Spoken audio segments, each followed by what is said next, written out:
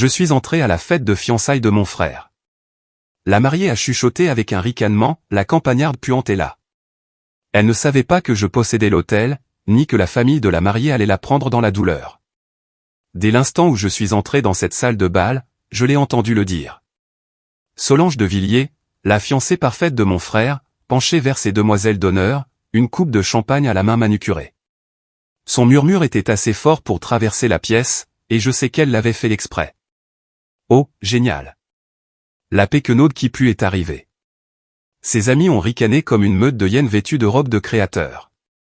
Solange n'a même pas pris la peine de me regarder quand elle a dit ça. J'étais si insignifiante pour elle. Juste une sorte de honte sortie d'un petit village pour gâcher l'esthétique de sa parfaite fête de fiançailles. Ce que Solange ne savait pas, ce que personne dans cette pièce ne savait, c'est que j'ai signé l'acte de propriété de cet hôtel il y a 3 ans, l'hôtel Le Monarque. Chaque lustre au-dessus de sa tête, chaque couvert avec lequel elle mangeait, chaque centimètre carré de marbre italien sous ses talons hors de prix m'appartenait. Et avant la fin de la soirée, ce murmure allait lui coûter tout ce qu'elle avait toujours désiré. Je m'appelle Béatrice Lefebvre. J'ai 31 ans et j'ai grandi à Mirecourt, en Lorraine, une ville si petite que le seul embouteillage que nous ayons jamais eu, c'est quand les vaches du vieux monsieur Dubois se sont échappées et ont bloqué la Grand Rue pendant 3 heures. J'ai quitté la maison à 18 ans et je n'ai jamais vraiment regardé en arrière. Non pas parce que je détestais mes origines, mais parce que ma famille m'avait fait comprendre très clairement qu'il n'y avait pas de place pour moi là-bas. Vous voyez, j'ai un frère aîné, Guillaume, l'enfant prodige, le fils qui ne pouvait rien faire de mal. En grandissant, tout ce que je faisais était mesuré à son aune. Et j'étais toujours à la traîne. Si j'obtenais un 18/20, Guillaume avait eu un 20/20. Si j'intégrais l'équipe de handball, Guillaume en avait été le capitaine. Ma mère, Pascale, avait une façon particulière de me regarder qui me faisait me sentir comme un brouillon, tandis que Guillaume était le chef-d'œuvre achevé. Alors, je suis parti. J'ai fait une valise, pris un bus pour Paris, et j'ai tout recommencé avec rien d'autre que 200 € et un refus obstiné d'échouer. Tout le monde au village pensait que je galérais. Il m'imaginait dans un minuscule appartement à manger des nouilles instantanées, ce qui fut vrai pendant les 2 premières années. Mais ce qu'il ne savait pas, c'est que j'avais pris un poste de femme de ménage dans un boutique-hôtel. Et ce travail a changé ma vie. J'ai tout appris. J'ai observé. J'ai étudié. Je suis passé du nettoyage des chambres à la réception, puis assistante de direction, puis directrice. J'ai économisé chaque centime, investi prudemment, fait des choix intelligents et pris des risques quand ils semblaient justifiés. À 28 ans, je possédais mon premier établissement. À 30 ans, j'en avais 3. Maintenant, à 31 ans, je dirige le groupe hôtelier Le Boulot, une société qui possède 6 boutiques hôtels sur la Côte d'Azur et à travers la France.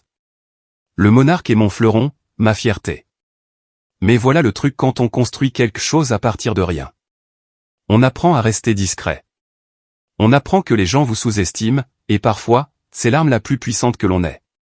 Donc, je n'ai jamais rien dit à ma famille. De toute façon, ils ne demandaient jamais. Pour eux, j'étais toujours la petite sœur en difficulté qui n'arrivait pas à la cheville de Guillaume et de son poste de cadre intermédiaire dans une compagnie d'assurance. L'ironie était si épaisse qu'on aurait pu l'étaler sur une tartine. Ce soir, j'ai reçu une invitation pour la fête de fiançailles de Guillaume. À la dernière minute, bien sûr, probablement une idée de ma mère, une invitation par culpabilité pour qu'elle puisse dire à ses amis que toute la famille était là. J'ai failli ne pas venir, mais quelque chose m'a attiré ici. Peut-être la curiosité. Peut-être un petit espoir tenace que les choses avaient changé. Elles n'avaient pas changé. Je me tenais à l'entrée de mon propre hôtel, en jean et mes bottes préférées, mes cheveux sentant encore légèrement la campagne parce que j'avais traversé Mirecourt en venant, juste pour me rappeler d'où je venais. Ma tenue coûtait probablement plus cher que tout ce que Solange portait, mais on ne l'aurait pas deviné en me regardant. C'est ça, le vrai argent. Il n'a pas besoin de crier. Et honnêtement, on peut sortir la fille de la ferme, mais on ne peut pas sortir la ferme de la fille. Par contre, on peut définitivement emmener l'argent de la fille de la ferme directement à la banque. J'ai repéré ma mère de l'autre côté de la pièce, tenant salon avec certaines de ses amies, se vantant probablement de la merveilleuse fiancée de Guillaume et de leur merveilleux avenir commun. Guillaume se tenait à côté de Solange, l'air d'un homme qui avait gagné au loto. Il n'avait aucune idée qu'il tenait un ticket perdant. Solange a finalement jeté un regard dans ma direction, son sourire aussi tranchant qu'une coupure de papier. Elle ne me reconnaissait que comme un inconvénient, une tache sur sa soirée parfaite. C'était bien. Qu'elle pense que je n'étais personne. Qu'ils le pensent tous. J'avais appris il y a longtemps que la meilleure vengeance n'est pas bruyante. Elle est patiente. Elle est silencieuse. C'est regarder les gens creuser leur propre tombe alors qu'ils sont trop occupés à vous mépriser pour remarquer l'appel entre leurs mains. Alors, j'ai souri en retour à Solange, je me suis dirigé vers le bar et j'ai commandé un verre. Mon personnel savait qu'il ne fallait pas me reconnaître. Vincent Leroy, mon directeur général, a croisé mon regard de l'autre côté de la pièce et m'a fait un signe de tête subtil. Tout se déroulait sans accroc. Tout était parfait pour l'instant, car dans environ 3 heures, Solange de Villiers allait apprendre une leçon très importante. Ne jamais sous-estimer la fille de la campagne, surtout quand elle possède le sol sur lequel vous vous tenez. Avant de continuer, si vous appréciez cette histoire, s'il vous plaît, cliquez sur le bouton d'abonnement et dites-moi dans les commentaires d'où vous regardez et quelle heure il est chez vous. Je lis absolument tous les commentaires, et cela représente énormément pour moi. Merci beaucoup pour votre soutien. Maintenant, retour à l'histoire. La fête de fiançailles était exactement ce à quoi on pouvait s'attendre de la part de quelqu'un comme Solange. Extravagante, excessive, conçue pour impressionner des gens qui étaient déjà impressionnés par eux-mêmes. Il y avait des sculptures de glace en forme de cygne, une fontaine de champagne qui semblait excessive même pour une fontaine de champagne, et assez de fleurs pour rendre un jardin botanique jaloux. Le personnel de mon hôtel avait fait un travail incroyable, ce qui me rendait fier, même si j'avais envie de lever les yeux au ciel à chaque choix de décoration de Solange. J'ai pris mon verre et j'ai trouvé un coin tranquille pour observer. C'est à ce moment-là que ma mère m'a trouvé. Pascal Lefebvre s'est approché comme une femme qui avait senti quelque chose de désagréable et essayait d'en localiser la source. Elle m'a regardé de haut en bas, ses yeux s'arrêtant sur mes bottes avec une désapprobation visible. Elle a dit que c'était bien que j'ai pu venir, son ton suggérant que c'était tout sauf bien. Puis elle m'a demandé pourquoi je n'avais pas pu porter quelque chose de plus approprié, mentionnant que la famille de Solange était très raffinée. Elle a insisté sur le mot raffiné comme si c'était un mot de vocabulaire que je devais étudier. Je lui ai dit que je venais directement du travail et que je n'avais pas eu le temps de me changer, ce qui était vrai. Je n'ai juste pas mentionné que le travail signifiait diriger une entreprise hôtelière de plusieurs millions d'euros. Ma mère a soupiré comme elle soupirait toujours avec moi, comme si j'étais une déception constante qu'elle avait appris à tolérer. Elle m'a dit d'au moins essayer de faire bonne impression sur les de Villiers, puis a disparu dans la foule pour continuer ses obligations sociales. Et voilà. 20 secondes de conversation et je me sentais déjà comme si j'avais de nouveau 12 ans, échouant à atteindre une norme invisible dont on ne m'avait jamais parlé. J'ai repéré Solange de l'autre côté de la pièce, faisant la bise à un groupe d'invités. Cette femme avait embrassé plus de joues ce soir qu'un politicien lors d'une foire agricole. Chaque geste était calculé, chaque sourire mesuré pour un effet maximal. Ses parents, François et Delphine de Villiers, se tenaient à proximité comme des paons fiers, regardant leur panne de concours séduire l'assemblée. François était un homme imposant au visage rougeau, avec le genre d'assurance qui vient soit d'un succès authentique, soit d'un excellent jeu d'acteur. Delphine était mince, soignée, dégoulinant de bijoux qui captaient la lumière à chaque mouvement. Ils avaient l'air riches. Ils se comportaient comme des riches, mais quelque chose chez eux clochait. Comme un beau tableau accroché légèrement de travers. Je ne pouvais pas encore mettre le doigt dessus, mais j'allais le faire. Guillaume m'a finalement remarqué et s'est dirigé vers moi. Mon grand frère, de 3 ans mon aîné, me regardant toujours comme si j'étais sa petite sœur agaçante qui le suivait partout quand nous étions enfants. Il a dit qu'il était content que je sois venu, bien que son ton dise qu'il n'avait pas remarqué si j'étais là ou non. Il m'a demandé si j'avais déjà rencontré Solange et a dit qu'elle était incroyable. Je lui ai dit que je l'avais vue. J'ai gardé mes opinions pour moi. Guillaume a hoché la tête, regardant déjà par-dessus mon épaule pour voir qui d'autre il devait saluer. Certaines choses ne changent jamais. Puis il a dit quelque chose qui m'a noué l'estomac. Il a mentionné que maman avait donné à Solange le collier de grand-mère comme cadeau de fiançailles. Il a dit, n'était-ce pas généreux de sa part, et que Solange l'adorait. J'ai senti l'air me quitter. Le collier de grand-mère, le pendentif ancien que notre grand-mère m'avait promis spécifiquement avant de mourir. Elle m'avait tenu la main et m'avait dit qu'il était pour moi parce que j'étais sa rêveuse, sa battante, celle qui ferait quelque chose d'elle-même. Ma mère le savait. Elle était dans la pièce quand grand-mère l'avait dit, et elle l'a quand même donné à Solange. J'ai regardé de l'autre côté de la pièce et je l'ai vu. Il était là, suspendu au cou de Solange comme s'il y appartenait. Le collier de ma grand-mère, mon héritage, mon souvenir, scintillant sous les lumières des lustres pendant que Solange riait de quelque chose que quelqu'un disait. Le DJ a monté la musique si fort que je sentais mes plombages vibrer. Si je voulais qu'on me secoue les dents, je serais allé chez le dentiste. Au moins, là-bas, j'aurais eu une brosse à dents gratuite. Je me suis excusé auprès de Guillaume et je me suis dirigé vers les toilettes, ayant besoin d'un moment pour respirer.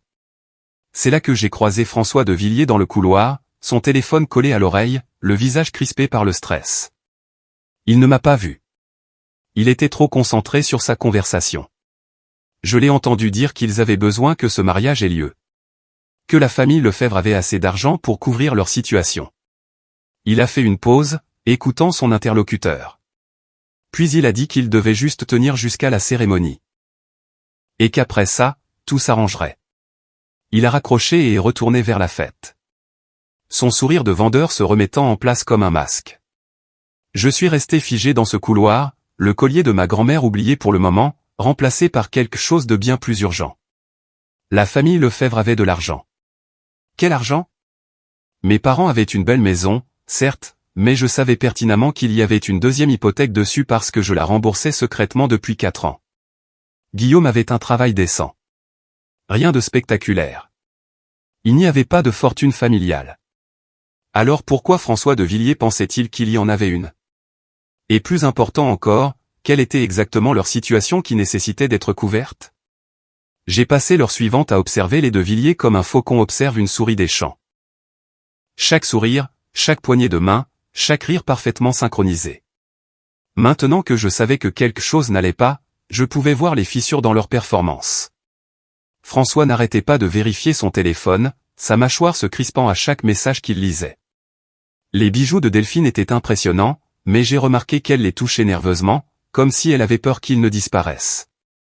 Et Solange, la belle, la parfaite Solange, avait une faim dans les yeux qui n'avait rien à voir avec l'amour et tout à voir avec le désespoir. J'ai commencé à assembler les pièces. Les de Villiers pensaient que ma famille avait de l'argent. Mais pourquoi? Puis ça m'a frappé. Depuis 4 ans, j'envoyais de l'argent à mes parents anonymement par le biais de ma société, le groupe hôtelier Le Boulot. Chaque mois, un virement arrivait pour couvrir l'hypothèque, les factures, les frais médicaux. Quand mon père a été opéré du genou, je n'ai jamais mis mon nom dessus. Je ne voulais pas de leur gratitude ni de leurs questions. Je voulais juste aider à distance. Mais mes parents ne savaient pas que c'était moi. Et apparemment, ma mère avait décidé que ça devait être Guillaume. Bien sûr. Dans son esprit, son enfant prodige s'occupait secrètement d'eux, étant le fils responsable et prospère qu'elle avait toujours su qu'il était. Je pouvais presque l'entendre se vanter auprès de ses amis de la générosité de Guillaume, de la façon dont il s'occupait toujours de sa famille. L'argent que j'envoyais, les sacrifices que je faisais, et c'est Guillaume qui en recevait le crédit. L'ironie était si dense qu'elle aurait pu entrer dans la fête et commander son propre verre. Donc, les de Villiers ont fait leurs recherches. Ils ont vu une belle maison sans paiement d'hypothèque visible.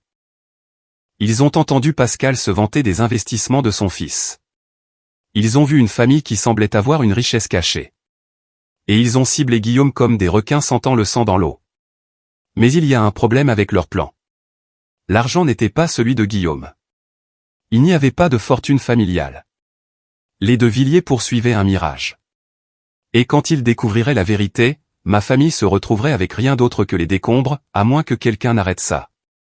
J'ai trouvé Vincent Leroy près de l'entrée de service, un presse-papier à la main, supervisant le personnel de restauration. Il a levé les yeux quand je me suis approché, son masque professionnel laissant place à une chaleur sincère quand il a vu que c'était moi. Il m'a demandé tranquillement si tout allait bien, m'appelant mademoiselle Lefebvre avant que je ne lui lance un regard. Il s'est corrigé et m'a simplement appelé Béatrice. Je lui ai dit que j'avais besoin d'une faveur. J'avais besoin d'informations sur la famille de Villiers. Tout ce qu'il pourrait trouver, des registres de commerce, des articles de presse, tout ce qui existait. Vincent n'a pas demandé pourquoi. C'est ce que j'appréciais chez lui. Il a simplement hoché la tête et a dit qu'il verrait ce qu'il pouvait dénicher. Il a disparu, son téléphone déjà en main. Je suis retourné à la fête en essayant d'agir normalement, ce qui devenait de plus en plus difficile. C'est alors que Solange m'a trouvé. Elle est apparue à côté de moi comme un fantôme en robe de créateur, son sourire si sucré qu'il pourrait vous donner des caries. Elle a suggéré que nous devrions discuter, juste toutes les deux, pour apprendre à nous connaître. Elle a posé sa main sur mon bras comme si nous étions de vieilles amies. Je l'ai laissé me guider vers un coin tranquille près des toilettes. Dès que nous avons été hors de portée des autres invités, son sourire a disparu comme s'il n'avait jamais existé. Elle m'a dit qu'elle savait pour moi. Elle a dit qu'elle savait que j'envoyais de l'argent à la maison chaque mois, jouant à la bonne fille à distance. Mais voilà ce qui la rendait perplexe. Elle a dit, pourquoi quelqu'un qui peut à peine payer son propre appartement enverrait de l'argent à une famille qui ne l'aime même pas? J'ai senti ma mâchoire se serrer mais j'ai gardé une expression neutre. Elle a continué. À moins, a-t-elle dit, que j'essayais d'acheter leur amour, d'essayer de prouver que je valais quelque chose. Pathétique, vraiment, m'a-t-elle dit. Elle s'est penchée plus près et a dit que je devrais savoir que Guillaume lui avait tout raconté. Comment j'avais toujours été jalouse de lui, comment je ne supportais pas de ne pas être la favorite. Comment la famille ne me tolérait que par pitié. Elle a souri de nouveau, mais cette fois, c'était un sourire acéré et cruel. Elle a dit qu'elle allait épouser Guillaume, devenir membre de cette famille, et honnêtement, elle pensait que ce serait mieux pour tout le monde si je restais simplement à l'écart. Elle a dit que je ne manquerais à personne. Elle m'a traité de poids mort, puis m'a tapoté le bras comme pour consoler un enfant et s'est éloignée. Je suis resté là un instant, à digérer ce qui venait de se passer. Solange pensait que j'étais fauché. Elle pensait que l'argent venait de Guillaume. Elle n'avait aucune idée de qui j'étais réellement. C'était comme regarder quelqu'un se vanter de la performance de sa voiture de location à la personne qui possède toute la concession. Honnêtement, si l'arrogance brûlait des calories, Solange de Villiers serait invisible. Vincent est apparu à mon coude, me tirant de mes pensées. Il m'a tendu un dossier et m'a dit que je devais voir ça. Son visage était pâle, son calme habituel ébranlé. Il a dit, les de Villiers n'étaient pas seulement endettés. Ils faisaient l'objet d'une enquête pour escroquerie. J'ai ouvert le dossier, là, dans le couloir, parcourant les documents à l'intérieur. Dossier financier, documents judiciaires, articles de presse. Plus je lisais, plus j'avais froid. Les de Villiers n'étaient pas ce qu'ils prétendaient être. Leur empire immobilier était un château de cartes bâti sur des mensonges et l'argent des autres. Ils étaient à 6 mois de la faillite et d'une enquête fédérale. Ce mariage n'était pas une question d'amour. C'était un plan d'évasion. J'ai emporté le dossier dans ma voiture, dans le parking souterrain, ayant besoin d'intimité pour digérer ce que je lisais. Les néons au plafond clignotaient comme s'ils étaient aussi choqués que moi. Les documents brossaient un tableau sordide. François et Delphine de Villiers géraient ce qui s'apparentait à une pyramide de Ponzi depuis des années. Ils collectaient de l'argent auprès d'investisseurs pour des projets immobiliers qui n'existaient pas ou étaient largement surévalués. Les premiers investisseurs étaient payés avec l'argent des investisseurs suivants, l'arnaque classique. Mais le château de cartes était finalement en train de s'effondrer. Les investisseurs posaient des questions. Les auditeurs rôdaient. Les enquêteurs fédéraux avaient ouvert un dossier. Les de Villiers avaient besoin d'une stratégie de sortie, et vite. C'est là qu'intervenait mon frère Guillaume. Je pouvais voir leur logique, aussi tordue soit-elle. Trouver une famille qui semblait avoir de l'argent. S'y marier. Utiliser cette connexion pour consolider leur réputation en ruine. Ou au minimum, avoir un endroit où se cacher quand tout s'effondrerait. Ils prévoyaient probablement de vider tous les actifs que ma famille possédait avant de disparaître pour recommencer l'arnaque ailleurs. Ce qu'ils n'avaient pas réalisé, c'est que ma famille n'avait rien. La maison était hypothéquée. Le salaire de Guillaume était moyen. Le seul argent qui affluait dans le foyer Lefebvre venait de moi, et je pouvais y mettre fin d'un simple coup de fil. Les de Villiers étaient sur le point de découvrir qu'ils avaient ciblé la mauvaise famille. Et quand ils le feraient, ils abandonneraient Guillaume plus vite qu'un navire en perdition, laissant mon frère le cœur brisé et mes parents humiliés. Une partie de moi voulait que ça arrive. Les laisser tous subir les conséquences de leur choix. Ma mère qui a donné mon héritage sans une seconde pensée. Mon frère qui n'a jamais pris ma défense. Les laisser sentir ce que c'est que d'être rejeté, ignoré, mis de côté. Mais je ne pouvais pas le faire. Même s'ils m'avaient blessé, ils étaient toujours ma famille. Guillaume était toujours le garçon qui m'avait appris à faire du vélo, même s'il l'avait oublié quelque part en chemin. Ma mère était toujours la femme qui était restée debout toute la nuit quand j'avais eu la varicelle, même si elle avait plus tard décidé que je ne valais pas la peine qu'on se souvienne de moi. La famille, c'est compliqué. On peut aimer les gens et être furieux contre eux en même temps. On peut vouloir les protéger même quand ils ne le méritent pas. Alors, j'ai pris une décision. J'allais exposer les De Villiers. J'allais sauver ma famille d'un désastre qu'ils ne voyaient même pas venir. Et j'allais le faire à ma façon. J'ai d'abord appelé mon avocate. Rebecca Thibault a répondu à la deuxième sonnerie bien qu'il soit 20h, c'est pour ça que je la payais ce que je la payais. Je lui ai résumé la situation et lui ai demandé en combien de temps elle pourrait vérifier les informations du dossier. Elle a dit qu'elle aurait une confirmation dans l'heure. Ensuite, j'ai appelé Naomi Delacroix, une experte comptable judiciaire avec qui j'avais travaillé sur une acquisition compliquée il y a 2 ans. Naomi était une magicienne des dossiers financiers, le genre de personne qui pouvait regarder une feuille de calcul et vous dire ce que quelqu'un avait pris au petit déjeuner. Je lui ai envoyé des photos des documents clés et lui ai demandé de creuser plus profondément. Si vous appréciez cette histoire jusqu'à présent, s'il vous plaît, prenez juste une seconde pour laisser un j'aime et un commentaire. Cela m'aide vraiment à continuer de créer ces histoires pour vous et j'apprécie sincèrement chacun d'entre vous.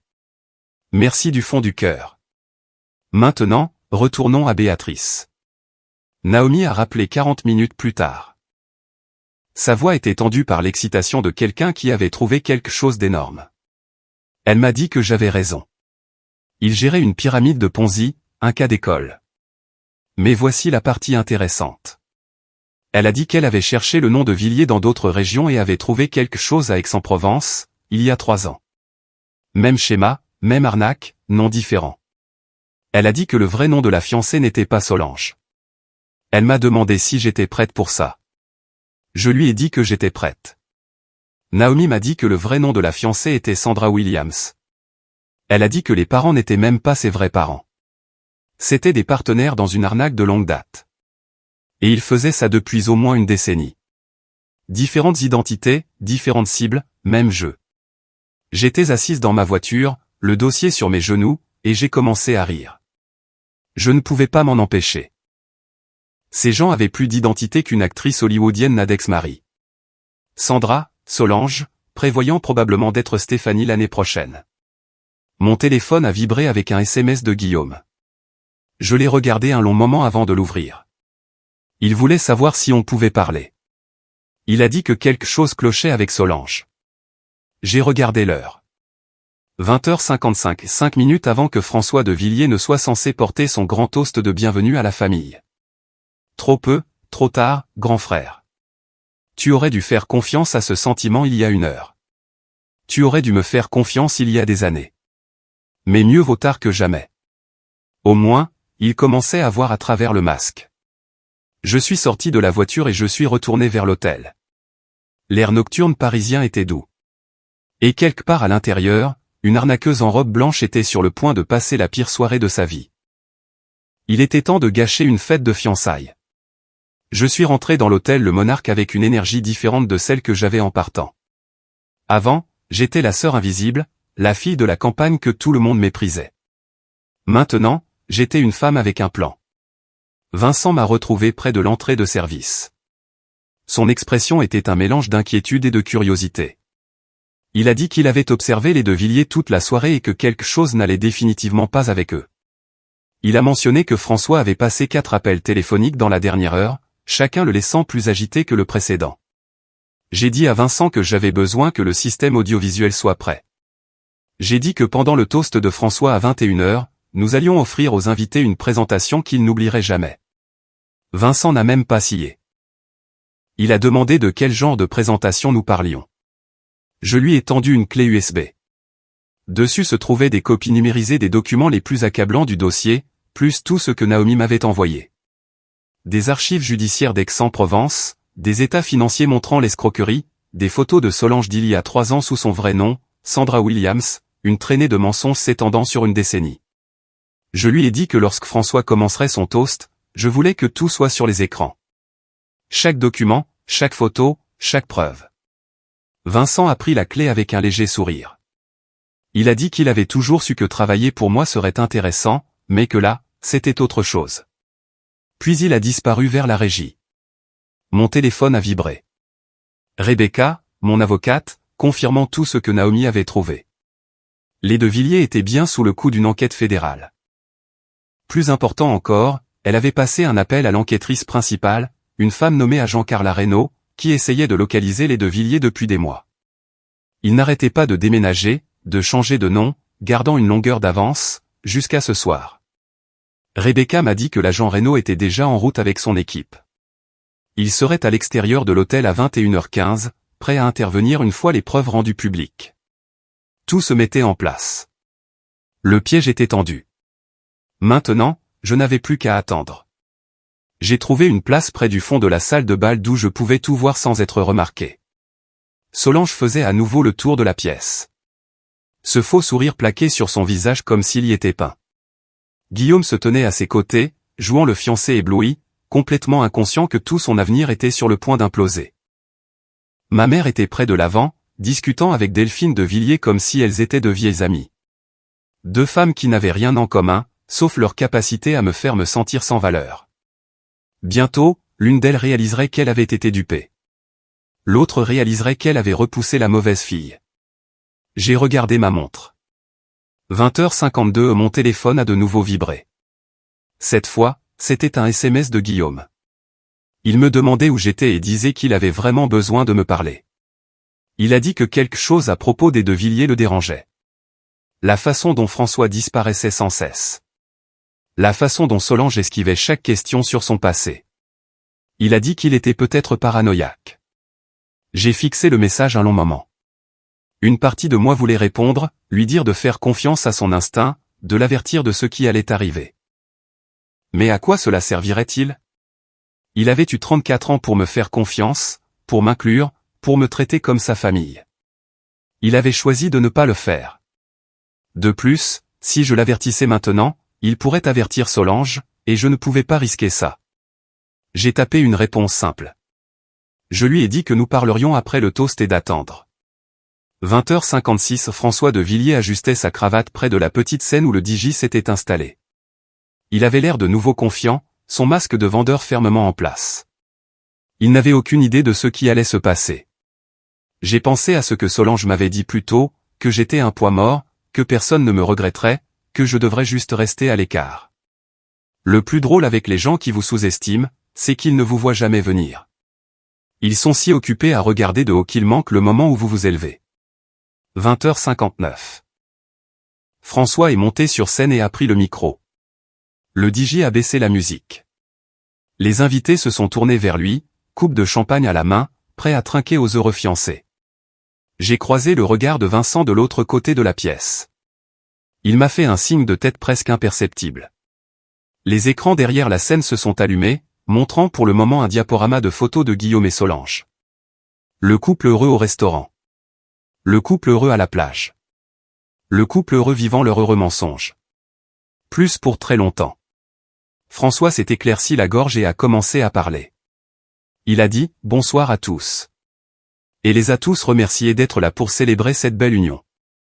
Il a dit que lorsque sa fille a ramené Guillaume à la maison pour la première fois, il a tout de suite su que ce jeune homme était spécial.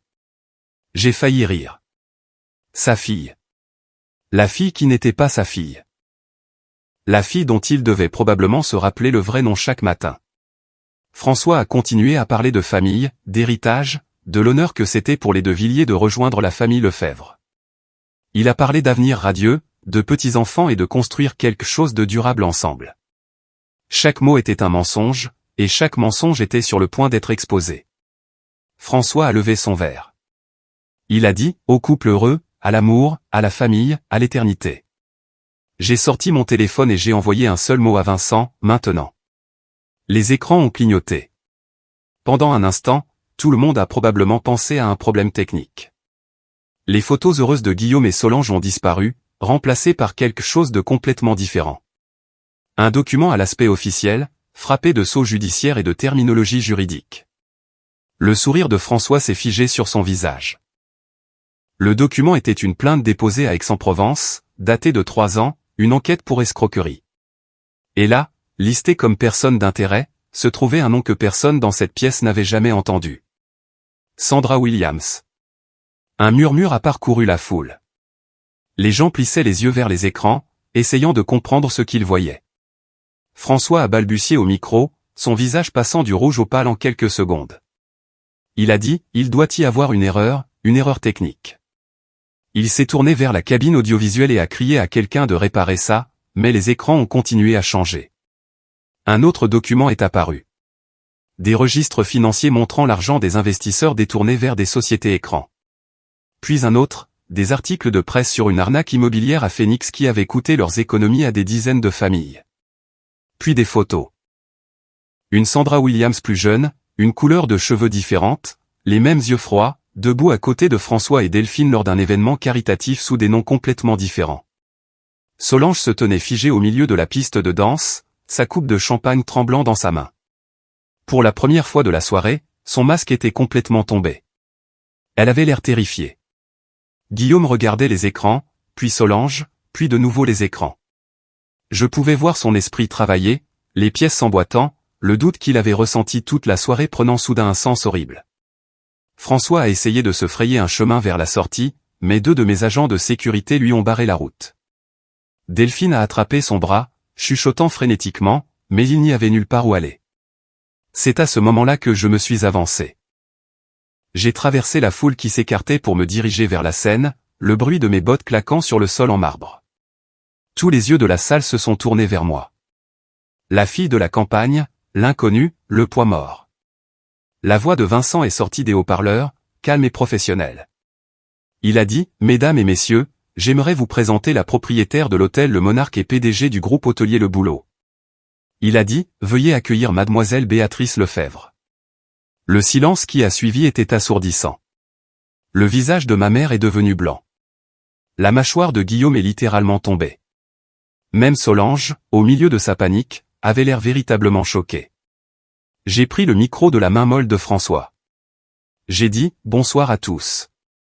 Je me suis excusé pour l'interruption, mais j'ai pensé que vous aimeriez savoir qui vous célébriez vraiment ce soir. » J'ai désigné les écrans derrière moi. J'ai dit, « François et Delphine de Villiers ne sont pas ceux qu'ils prétendent être. Leur empire immobilier est une escroquerie. Leur richesse a été volée à d'innocents investisseurs. Et leur fille Solange s'appelle en réalité Sandra Williams, une arnaqueuse qui pratique le même stratagème depuis plus d'1 décennie. » Solange a finalement retrouvé sa voix. Elle a hurlé que je mentais et m'a traité de personne jalouse, pathétique et insignifiante. Elle a dit que j'inventais tout ça parce que je ne supportais pas de voir Guillaume heureux. Je lui ai souri. J'ai dit, c'est intéressant. Et j'ai demandé si j'avais aussi inventé l'enquête fédérale qui les suivait depuis 2 ans. J'ai mentionné les mandats d'arrêt émis le mois dernier à Aix-en-Provence et j'ai dit que j'étais curieuse de savoir comment j'aurais pu truquer le fait que l'agent Carla Reynaud et son équipe attendaient actuellement à l'extérieur de cet hôtel. Comme par un signal, les portes de la salle de bal se sont ouvertes. 4 personnes en costume sont entrées, badge visible, expression sérieuse. Le visage de Solange s'est décomposé. François a essayé de courir. Il a fait environ 3 mètres avant que l'agent Reynaud ne l'intercepte d'une main calme mais ferme sur son épaule. Elle lui a dit que François de Villiers, ou quel que soit son vrai nom, était en état d'arrestation pour fraude électronique, escroquerie à l'investissement et association de malfaiteurs. Delphine s'est mise à pleurer, le mascara coulant sur son visage soigneusement maquillé. Elle n'arrêtait pas de dire qu'il y avait une erreur, qu'il pouvait tout expliquer, que ce n'était pas ce que ça paraissait. Solange, Sandra, quel que soit son nom, s'est tournée une dernière fois vers Guillaume. Sa voix était désespérée, suppliante. Elle a demandé s'il allait vraiment laisser sa sœur leur faire ça. Elle a dit qu'il s'aimait et qu'il devait la croire. Guillaume l'a regardé un long moment. Je pouvais voir la guerre qui se déroulait derrière ses yeux. La femme qu'il pensait aimer contre les preuves qu'il ne pouvait nier. Puis il a fait quelque chose que je n'aurais jamais attendu. Il s'est écarté d'elle. Il a dit qu'il ne savait même pas qui elle était. Sa voix était calme, brisée, mais certaine. Il a dit qu'il ne savait qui aucun d'eux n'était. L'expression de Solange est passée du désespoir à la rage en un instant. Elle s'est jetée sur moi, hurlant que j'avais tout gâché, que j'étais censé n'être personne, que j'étais juste la péquenaude qui pue. La sécurité l'a attrapée avant qu'elle ne m'atteigne. Je me suis penché assez près pour qu'elle seule puisse entendre. J'ai dit que cette péquenaude qui put posséder la pièce dans laquelle elle se trouvait, payait le salaire de tous ceux qui allaient la raccompagner dehors et dormirait très bien ce soir en sachant exactement qui elle était. Ils l'ont emmenée, toujours en hurlant, sa robe de créateur froissée, sa coiffure parfaite détruite, toute sa vie soigneusement construite s'effondrant à chaque pas. Je me suis retourné vers la foule stupéfaite, dont la plupart essayaient encore de comprendre ce qui venait de se passer. J'ai dit, eh bien, le traiteur est déjà payé, et ce serait dommage de gaspiller de la bonne nourriture. Je leur ai dit que le bar resterait ouvert pour tous ceux qui voudraient rester. Des rires nerveux ont parcouru la salle. Le DJ, que son cœur soit béni, a commencé à jouer quelque chose d'entraînant. La fête de fiançailles était terminée, mais la nuit ne faisait que commencer. L'heure qui a suivi ressemblait à un rêve fiévreux. Les De Villiers, tous les trois, ont été escortés dehors, menottés, tandis que les invités restants regardaient en silence, abasourdis. Solange, ou Sandra, ou qui que soit sa prochaine identité, criait encore des menaces alors qu'on la faisait monter à l'arrière d'une voiture banalisée. Quelque chose à propos d'avocats, de procès, de vengeance, des mots vides d'une personne vide. Elle est passée de future Madame Lefebvre à future détenue en moins de 15 minutes. Ce devait être une sorte de record, même pour une arnaqueuse professionnelle. À l'intérieur de la salle de bal, l'ambiance était passée du choc à autre chose. De la curiosité, peut-être de la fascination. Quelques invités étaient déjà au téléphone, partageant probablement ce qui venait de se passer avec tout leur entourage. Au matin, cette histoire serait sur toutes les lèvres en ville. Guillaume m'a trouvé près du bar. Il ressemblait à un homme qui venait de se réveiller d'un cauchemar, pour se rendre compte qu'il rêvait encore. Ses yeux étaient rouges, ses mains tremblantes, sa vision du monde clairement brisée. Il a demandé comment je savais. Sa voix s'est brisée sur les mots. Il a demandé comment j'avais tout découvert. Je lui ai dit que j'écoutais. Que j'observais. Que je prêtais attention. Toutes les choses que j'avais faites toute ma vie pendant que tout le monde m'ignorait. Il est resté silencieux un moment. Puis il a dit qu'il était désolé. Il a dit qu'il savait que ça ne suffisait pas. Que ça ne couvrait pas des années à me traiter comme une personne secondaire. Mais il était désolé. J'ai étudié le visage de mon frère, cherchant le piège, l'angle, mais tout ce que j'ai vu, c'était un remords sincère. Peut-être pour la toute première fois. Je lui ai dit que désolé était un début. Nous sommes restés là en silence. Deux frères et sœurs qui avaient passé des décennies comme des étrangers, se voyant enfin clairement. Puis ma mère est apparue. Pascal Lefebvre semblait plus petite, comme si les événements de la soirée l'avaient physiquement rétrécie. Elle s'est approchée lentement, avec incertitude, sans aucune de sa confiance habituelle. Elle a commencé à dire qu'elle ne savait pas, mais je l'ai interrompue. J'ai sorti mon téléphone et je lui ai montré l'écran. Relevé bancaire, reçu de virement, 4 ans de paiement à sa société de crédit immobilier, à ses fournisseurs d'énergie, pour ses factures médicales, tous provenant du groupe hôtelier Le Boulot, tous de ma part. Je lui ai dit qu'elle pensait que Guillaume les soutenait. Que tu te vantais à tout le monde de ton fils généreux et prospère. J'ai laissé cela en suspens un moment avant de dire, c'était moi. Ça a toujours été moi. Ma mère a regardé le téléphone, puis moi, puis de nouveau le téléphone. Sa bouche s'est ouverte et fermée plusieurs fois, mais aucun mot n'est sorti. J'ai dit que je ne l'avais pas fait pour des remerciements.